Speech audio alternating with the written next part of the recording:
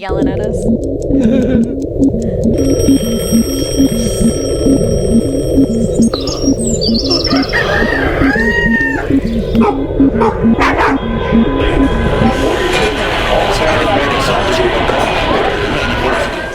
Good morning, North Texas. You got Andrew and Bree here this morning on the Fort Worth Roots Morning Show. Good morning, Bree. Good morning.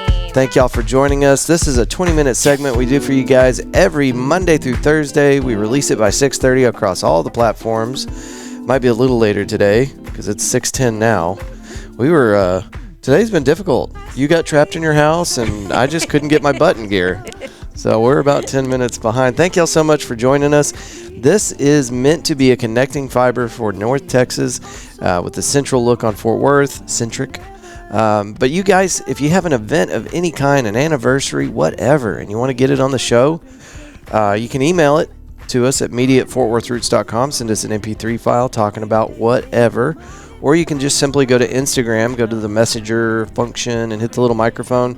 Say what you need to say, and then we will get that out for you on the show. And here in a minute, remind me, I've got one on Instagram that I need to play for us today. So, all right, Bree, let's get into the weather. I can't wait. Come on, weather. No hundreds, please. I think we're steering clear of triple digits for a while, and this has been the best July ever. Okay, so today 96 for a high, 75 for a low.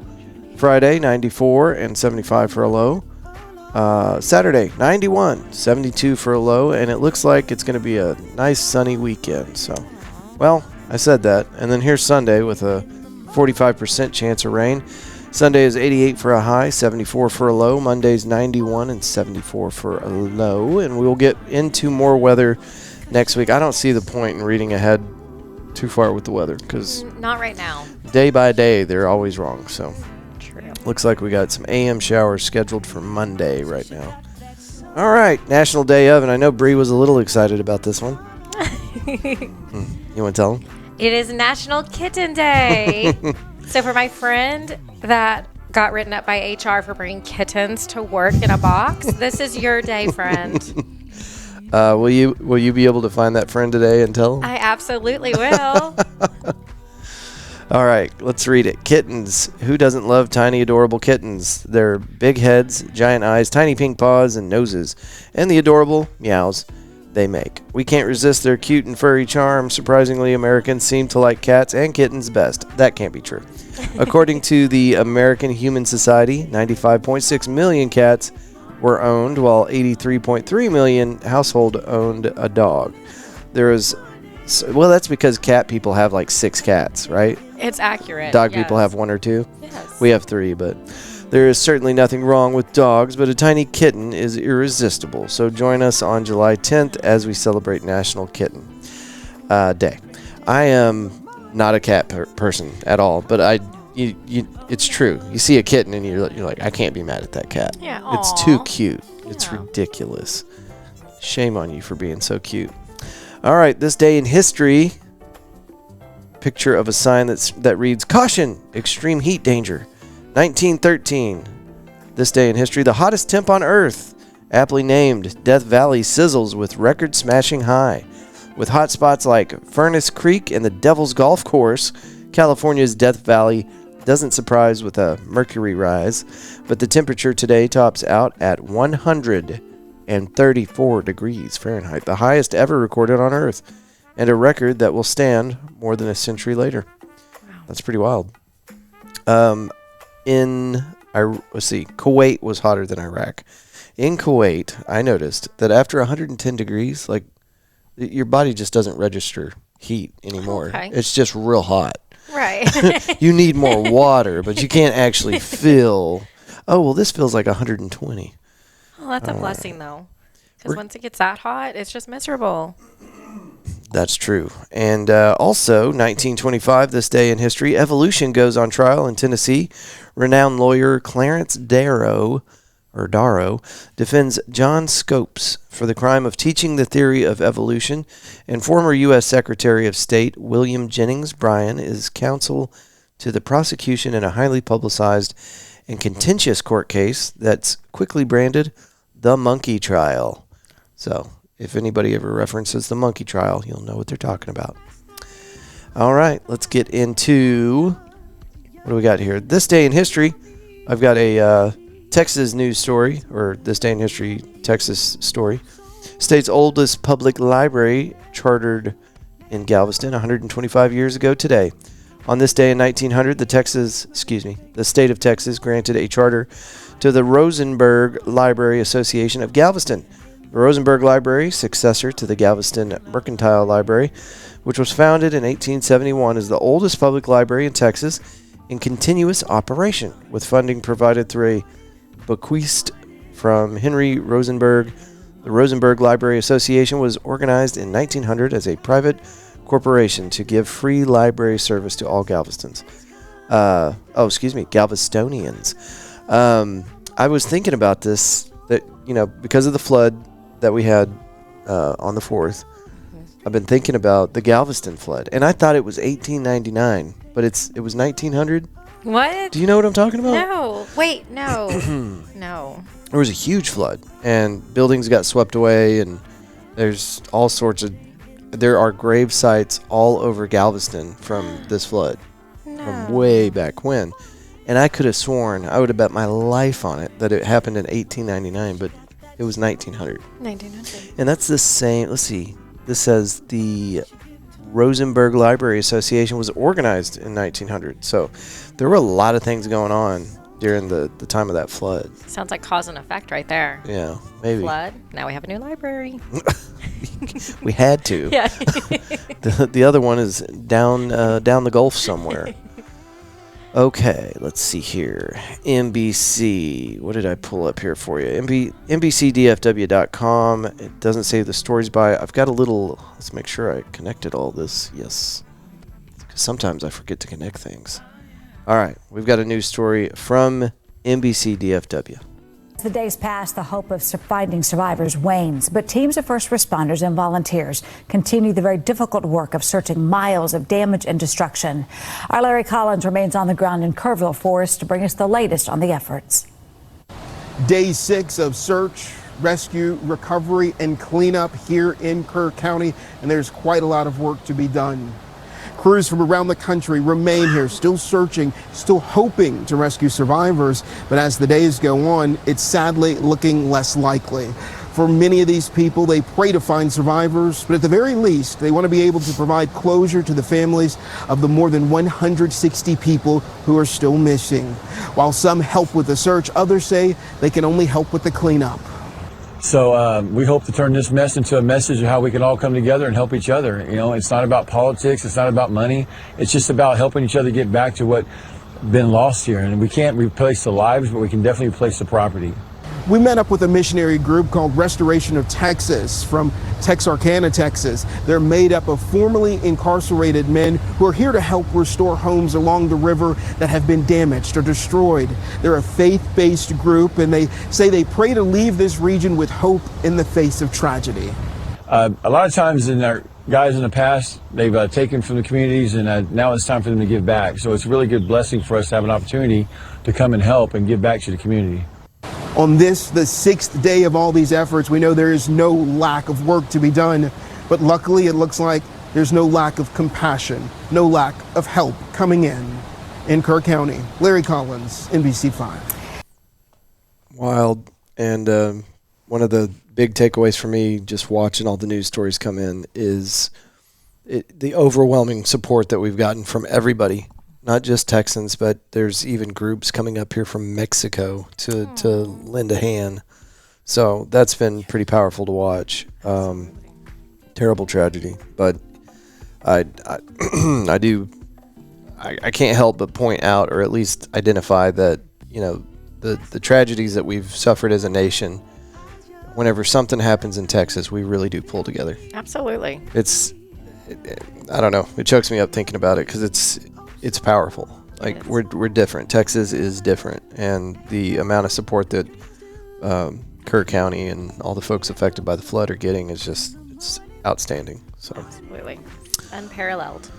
Fort Worth Star Telegram. I got past the paywall. I don't know how. Star-telegram.com. Thank you for an excellent article without your paywall. Traffic deaths have spiked in Tarrant County. What's behind the increase? The family, let's see. On a clear December evening in 2015, 4 days before Christmas, Alexander Trejo and Gabriella Estella died within arm's reach of their parents. The family spent its final moments together, packed into a 2011 Ford Fusion, traveling south along Interstate 35 West on their way home from a Christmas light display at Texas Motor Speedway. The kids filled the back row. Alexander, then 23, on the passenger side, his 18-year-old half-brother Zach on the opposite end, and Gabriella, 19, wedged between them. Kevin Estella, 40 at the time, drove. His wife, Dee, 48, sat beside him. As the Estellas passed under the Heritage Trace Parkway overpass, traffic slowed. The 1998 Ford Explorer directly behind them didn't. The SUV pummeled the backside of the stationary Fusion at full speed, launching the sedan from the right lane 386 feet into the grassy median. The man driving a Mercury that trailed the Explorer later described hearing a pop when the vehicle collided. Another witness told police he saw car parts flying elsewhere. I am just reading you a big story, and I was looking for what the headline was talking about. Let's see here. This is just all about this very tragic story. Rising road fatalities in Tarrant County. Gabriella and Alexander were two of the 159 people to lose their lives on Tarrant County roads in 2015, according to data compiled by the Texas Department of Transportation. Still looking for the numbers. Here we go. Road fatalities in Tarrant County have soared since the accident and the loss of their two children. At least 227 people died in collisions in 2021, the highest death toll over the past decade, and a 43% leap from 2015. Crash fatalities in Tarrant County oscillated between 166 and 189 annually from 2016 to 2020. They spiked unexpectedly in 2021 and have hovered above 200 every year since. And I've had this conversation with people. It does feel like people have completely forgotten how to drive since COVID. Yes. And that continues to this day. Absolutely. Absolutely. It doesn't make sense. But I also, we've been talking a lot about empathy lately. And there seems to be a complete lack of it. I don't feel comfortable getting on my motorcycle anymore because of it. I can feel it. It's tangible. There's an absolute lack of empathy. Yes. And it doesn't feel like driving in Fort Worth anymore. No. It feels like driving in Dallas, only agree. worse. Especially on a motorcycle. Yikes. Yeah. So I think me and the missus have decided we're going to get rid of both of our motorcycles. That's a big decision. Yeah. I don't know. Every time I look at that bike now, I don't see fun anymore. I see me getting mangled up under somebody's car. Yep. That's what I see now. So, yep. Okay, so y'all be careful out there. You're not imagining it. It has gotten way worse. But we've also seen a huge influx in homeownership or residents, people moving into the area. That's another big thing. Since 2020, we've been in a state of just constant expansion.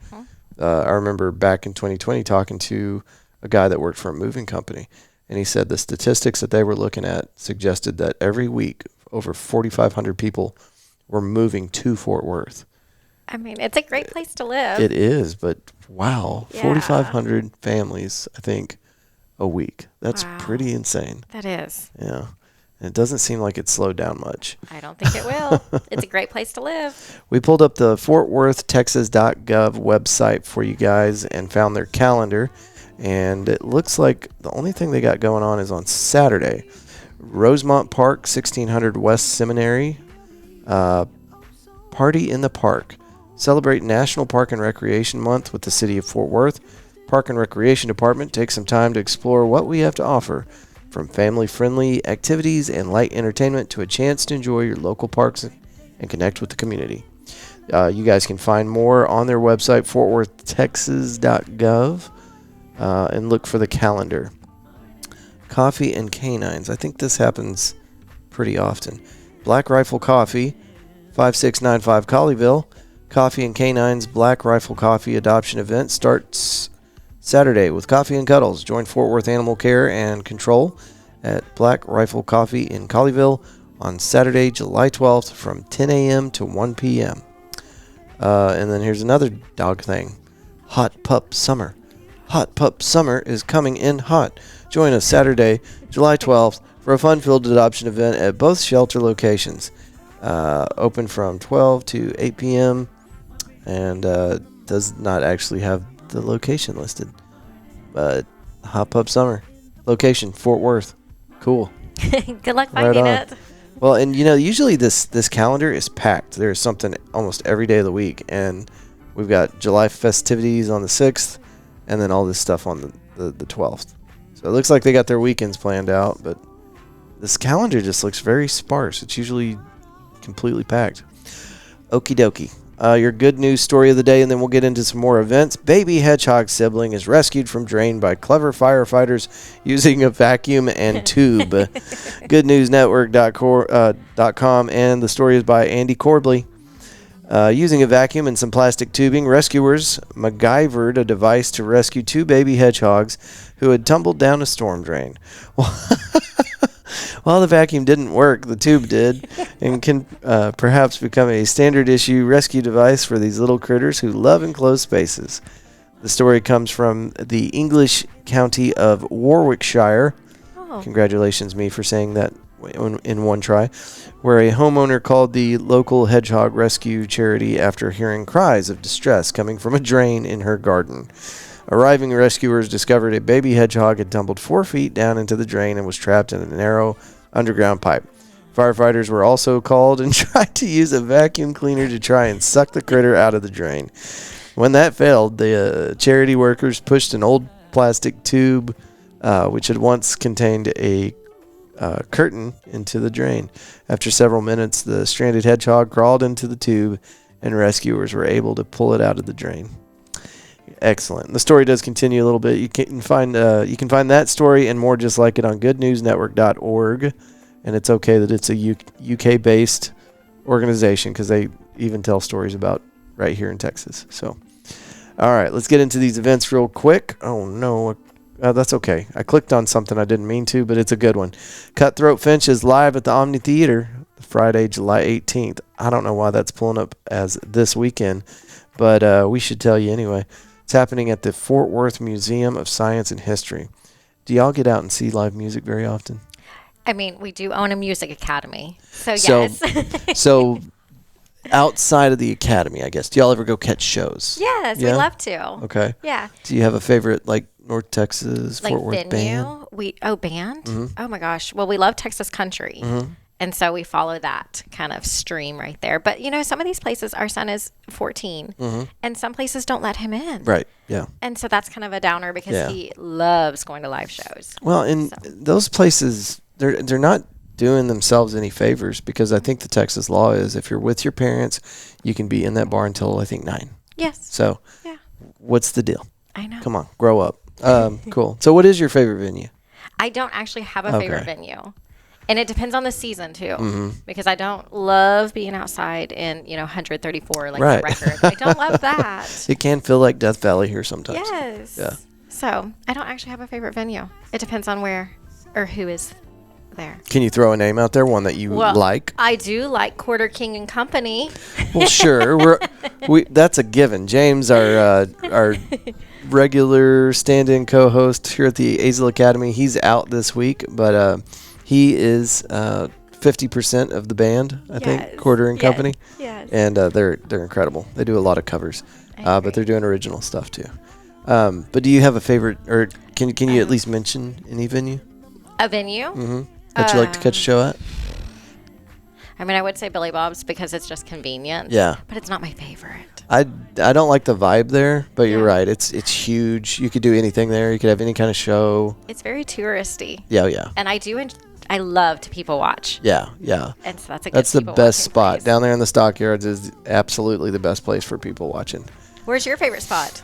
I'd have to say the Cicada. Okay. A lot of my favorite places have closed down. Oh, so but sad. The Cicada is excellent. The Post is excellent. And then if you're looking for a more intimate environment because it's small. It's not necessarily a music venue, but they got 2 great stages. McFly's always at the top of my list. Yeah. Yeah. I love watching shows there. Did you ever go to the Mule Barn up in Justin? Oh, okay. No. Justin. Yeah. You said up in Justin. It's down, right? Wouldn't it be down? I'm not Magellan. I'm sorry. Follow the wind. You'll find it. All right, let's get into these events. July 12th, 8 p.m. We were just talking about it out at McFly's Pub. Dirty Drive live at McFly's Pub. It's a great little cover band, and you should go check that out. The Cicada, Mummus and Mimosas, Sunday, 2 p.m. There's an adult spelling bee at McFly's. It's Saturday at 7 p.m. So it looks like you could do at McFly's adult spelling bee at 7, and then hang around for Dirty Drive goes on at 9. The Rabbit Hole Roundup Night Market, Saturday at 7 p.m. Let's see here. What else we got? By the way, folks, whenever you've got an event coming up, and you know what? Did I even read that by Cutthroat? Let's go back to that. July 18th, 6:30 p.m., Cutthroat Finches live at the Omni Theater. Anyway, that's one of my top 5 Fort Worth bands right there, Cutthroat Finches. Really? Oh, yeah. They are incredible. And they're at the Omni. And how do you beat that? You can't. You can't beat that. Okay. I couldn't remember if I'd read all that or not. And I am just getting all sorts of distracted with my rabbit trails this morning. Okay, so what I was going to tell you is if you have an event and you don't want us to miss it, send us a message, either on Instagram or through our, what's the other thing? Email, media@fortworthroots.com. I told you I was struggling today. You believed me or just now? I mean, just now it sunk in. I was like, oh, look at that. He really is struggling. Okay, Brad Thompson, he's been on the Fort Worth Roots, solo at Crystal Springs Hideaway. Have y'all been out to Crystal Springs yet? No. Where's that at? It's a great little burger place, I guess I'd call it. Family owned. People are real nice. It's on Jacksboro Highway, just right on the border for River Oaks and Fort Worth. Oh, just right down the road. Yeah, not far. Okay. Not far at all. So, we are, of course, here at the Azle Academy, and Bree is, of course, the owner, but also one of the instructors here. I am. And the Azle Academy's got that solution for you.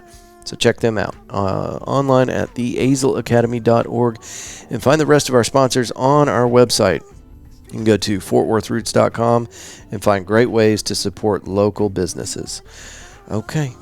Bree, you got anything for these folks before we get out of here? I don't. Have a fabulous weekend. Excellent. As you travel through outer space on the back of a giant sea turtle, we hope that you will choose love and gratitude every chance you get. Until next week, folks, good day. Morning, 'cause you got that soul, and she give it to me.